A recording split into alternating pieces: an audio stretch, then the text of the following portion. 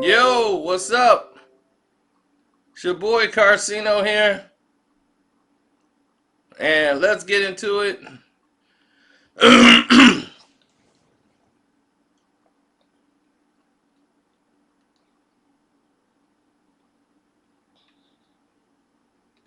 And I say that to say this.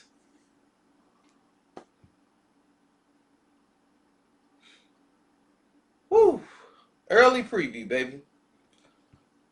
For Patreons, this is early for you guys. You guys get it fresh off the presses. So let's get to it. This is the truth behind the Poetic Justice. Jason's lyric. And these are situations and stories you've never heard before. Okay, so we all know about Poetic Justice with Janet Jackson and Tupac. But let's go over some of the things that you know and didn't know. Now, before they were getting ready for principal photography and all of these things, and they're getting ready to shoot the film, and all of these different things are transpiring, you had a lot of situations take place that just didn't make any sense. Translation: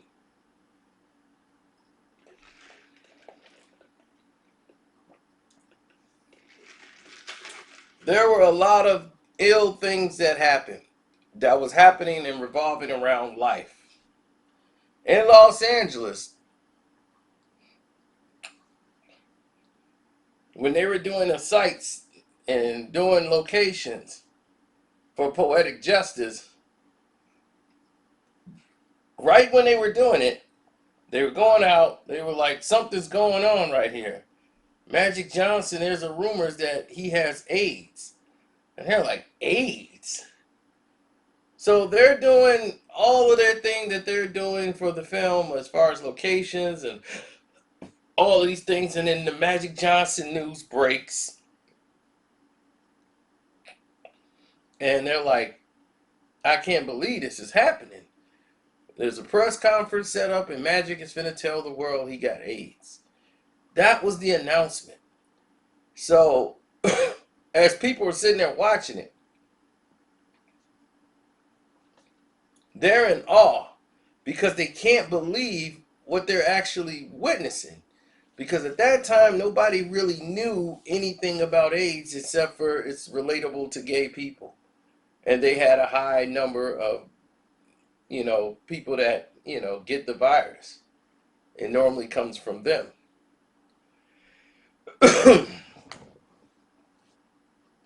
It wasn't known as a straight man's disease or anyone could get it. And the knowledge of it was very minimal to the general public. And Magic was probably the biggest person ever to have it at the time.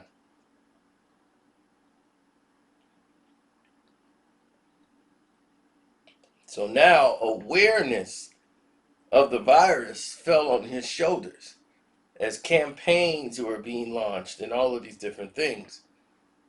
So this played heavily into poetic justice. You had a lot of different things transpiring that were going out of control with the Rodney King situation and the riots with Rodney King. So that was going on at the same time in LA with the riots with Rodney King. And this film and all of this stuff is coming out. It's a whole lot of different things that were happening around the world was happening at one time. And in the middle of it, they're filming a movie. And Tupac is in the process of filming and recording his album that's getting ready to drop. And it's got, I get my head up, I get around. He's finishing recording as the riots are taking place. And based off his performance in Juice, he was chosen and selected to be in, to play the role of Lucky. Now, Jada Pinkett tried out and she auditioned for the role. As Tupac was like, "Oh, you get to be my love interest. You get to be, oh, this is perfect for you because this is about poetry." And Jada was very poetic. She always was into the poems and all of these things. And then the girl that was in Players Club, I keep forgetting her name. She's known for her role in Best Man, where she played Diamond's cousin, the one Junior beat up in the club. I mean, beat up at the party when she went to the party. So,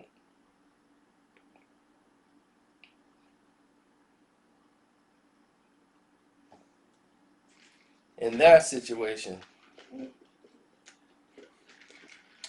both of them auditioned for Justice, right? So, both of them went out for the role of Justice, and they didn't get it. And it looked like Jada Pinkett was in the lead to get the role, but for some reason, the producers were dragging with the role and saying she got it. They was like, okay, we're gonna probably fly you out for another final edition with the producers, and they were waiting on Janet Jackson to play this role. Jada was getting into the film industry, getting back to film, and this role was, they waited. Janet wants it, it's hers. She didn't even have to audition. They had her do a test screening just to do a test screening, but she didn't have to audition. This was Janet Jackson. So if they could get Janet to play Justice, of course it's going to boost everybody through the roof. Now it looked like Jada had the role, and Jada tested better as far as for the character. Plus, her and Tupac had, chemistry. They were, friends since high school, and we all know how Pac and Jada was. So this made sense. Now, things get a little bit more complicated as other people. You got like two people that are not really happy with the decision, but they understand.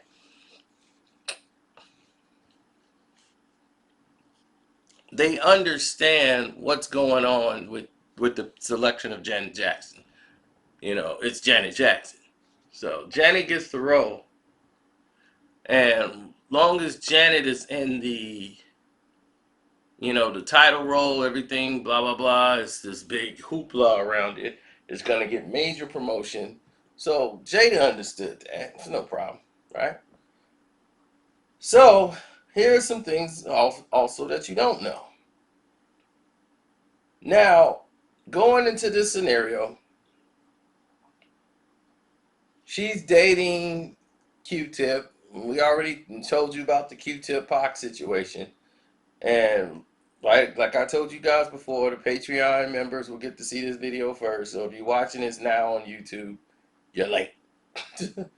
But anyone else, you should subscribe to the Carcino for Life Patreon, and you would have had this video. Now, with that being said, you can donate to the Cash App, which is Carcino, Karceno, and that helps create a whole lot of opportunities for us to do other things. Now, back to the story. We all know about, all these things and how they played out as far as Q-Tip. But what you didn't know is Q-Tip was in the process of recording for a Tribe Called Quest album. They were going back and forth on a new Tribe album, and they were finishing projects on that. and he was flying back and forth to be on the set because he didn't trust Tupac around Janet. Now, at the same time, Tupac is working on his album. He's got a Thug Life album coming out. So he's got Thug Life there. They got a bunch of girls around. Jada was there because she auditioned, so she was hanging around a lot. And it was a lot of different scenarios transpiring at that time.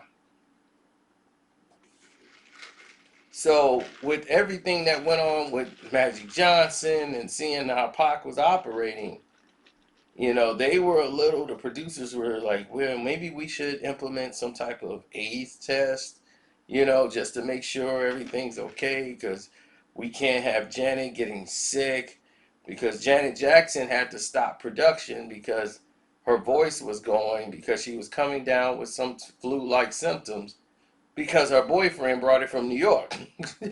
He flew in sick with a cold. He got it off the airplane and gave it to Janet Jackson. So Janet is, she can't do certain things because she has a cold. So they had to take a couple of days off, which is costing them money per day, but it's Janet Jackson. So, of course, the rest of the cast members are, a little ticked off about it. So they went and shot some scenes that they weren't supposed to shoot for a while. They had to shoot those within those 3 days or 4 days or whatever she was off. They went ahead and said, we got to shoot this. So it all made sense in the end because it all worked out. They come back with a Tupac supposed to kiss Janet Jackson in a scene, and the scene was supposed to be a lot different than that. In the original script, there was a love scene between Lucky and Justice. They were going to have a picnic in the grass, and which was going to turn into them making love in the grass under the tree. Now, this love scene that was in there, and it turned out in the script that he was Tupac, so he was excited. But they were like, no, we're going to use a body double for Janet Jackson. So, but in the initial, you will be kissing Janet. You'll be making out with Janet, and then they're going to bring in a body double for Janet when it gets down to the nitty gritty. He didn't care. Pac was excited, and then all of that got robbed when they came with this test. So naturally, he assumed that this was coming from Janet and came from basically the producers who put that in her head, because she started thinking like that once they brought it to her attention that maybe they should apply for an AIDS test, and she was all for it because many of you don't know Magic Johnson was around Janet Jackson a lot, because the whole Jackson family, the whole entire Jackson family, they were like, Jackie was best friends with Magic Johnson and Isaiah Thomas. Jackie Jackson, that was like one of their closest friends. So he was always around Michael and the Jackson 5, Janet, the whole family. So Magic was like family to them. So he was around them. So they don't understand how AIDS work, and they just know Magic's been around them for a long period of time. So if you know that, then you're going to be like, okay, I don't know. I don't know how this thing is. I'll take an AIDS test. We'll all take AIDS tests if that's what it takes, because, people are nervous. Pac refused. He was very angry about it, and we all know what transpired there.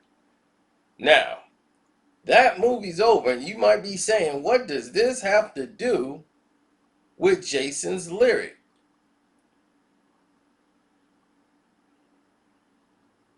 Well,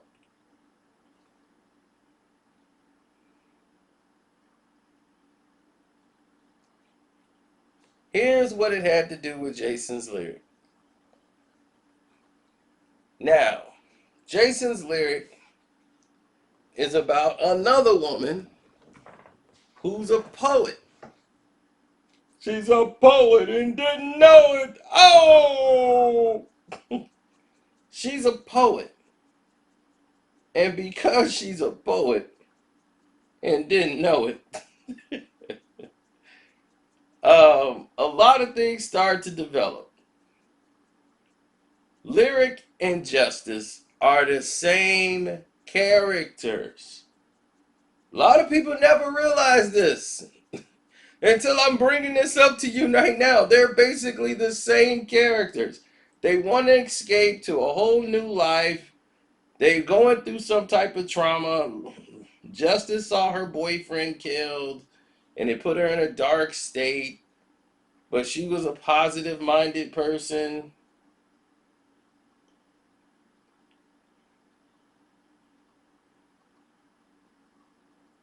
But it's the same movie. It's the same movie. And another person who thought so was John Singleton, who didn't want to bash it and said, you know what? I don't want to bash this movie. Because he knew who Doug McHenry was, and he knew the writer, and said, you know, I'm not going to say too much, because he didn't want to attack anybody who was black who was making films, because he knew how hard it was.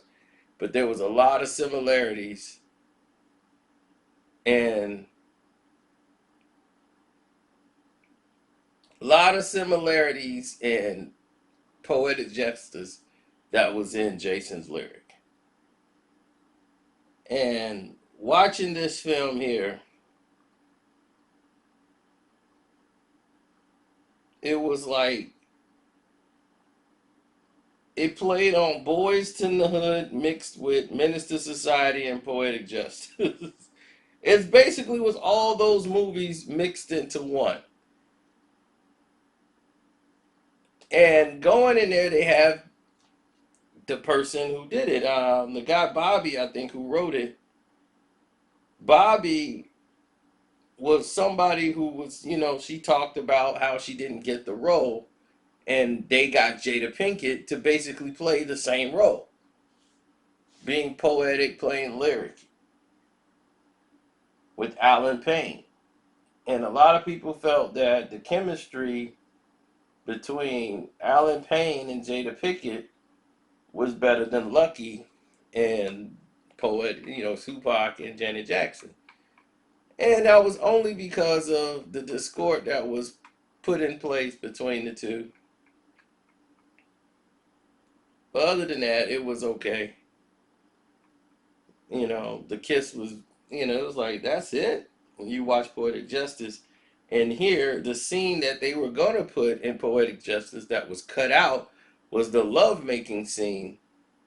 And, when they having sex in the grass and all of these things, that scene that they filmed with Alan Payne and Lyric out in the grass making love and all of that, that scene was for Poetic Justice.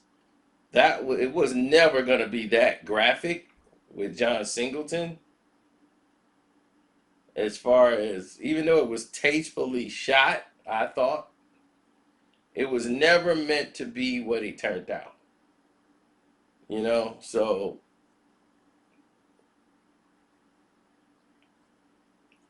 when they came out with a new version of it, they came out with a sexy, uncut edition, which got 1 minute more of the sex scene. So when you got 1 minute extra of a sex scene, it comes out to really, like, it just wasn't great. It was scenes that deserved to be cut out of the movie. It didn't need to be extra. It was just another cheap ploy to try to sell the movie, which made Jada Pinkett, it made her look like, okay, this is ridiculous. Like she was not happy with that as it showed more of her than it needed to. As far as being in the nudity, it was just being perverted instead of just being a good movie. So now, things turned around differently because some people noticed back then. So at functions, and people say, "Hey, man, you guys kind of, stole from, Poetic Justice," and he was, "Oh no, this is just a coincidence. Our movie is nothing like Poetic Justice. It's way more grit, and when they went to describe it that way, it pissed John off as to try to say John's movie wasn't worth anything, and he basically was talking down to Poetic Justice to highlight just Jason's lyric. So when you hear the story now, it's so much that was involved in detail because the O.J. Simpson trial came in and basically destroyed this film. And that became like all the attention that was supposed to be on Jason's lyrics started going to the O.J. Simpson trial, and and that's that was just that.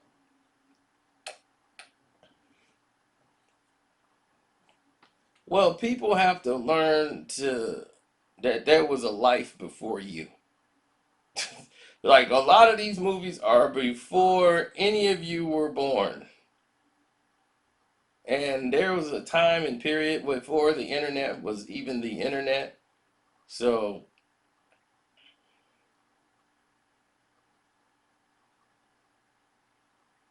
yeah, well, you're dealing with a situation that is out of control sometimes.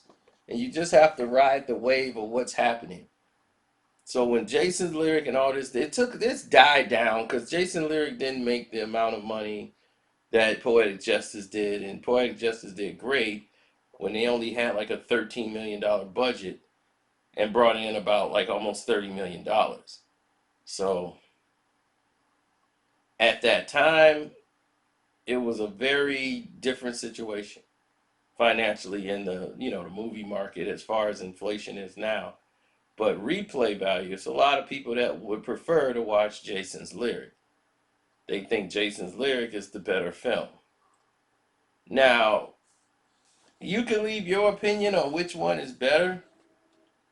I think Jason's lyric is kind of a mess to me. I like Jason's lyric, but it's a bit of a mess, and I can contest to that. It's good in spots, but you can tell from poor writing to I guess direction mostly.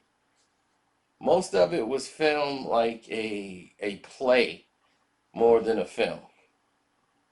Now, I like both films, but to me, they had a lot of similarities, but I think it's a mixture of two different movies, like Poetic Justice and Boys in the Hood mixed together, and they had a baby, and that baby was Jason's lyric.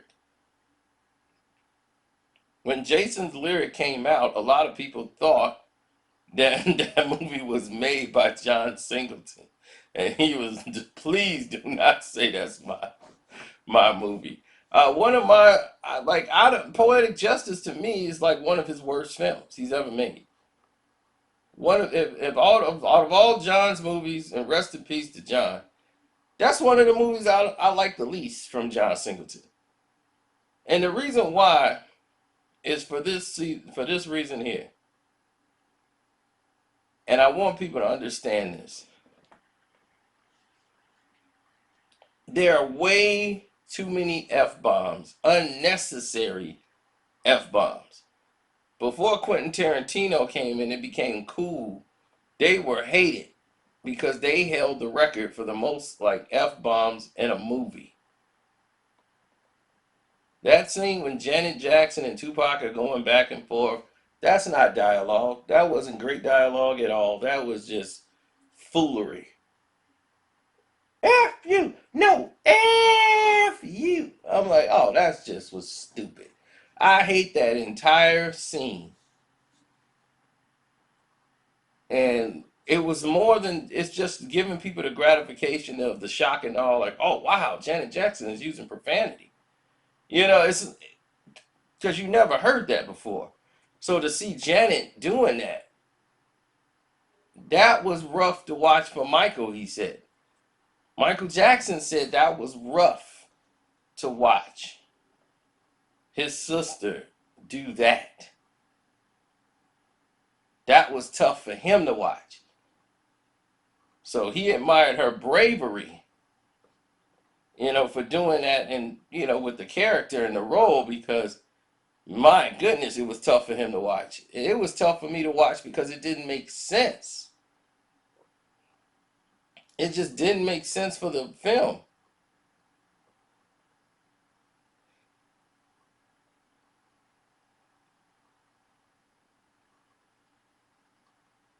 So,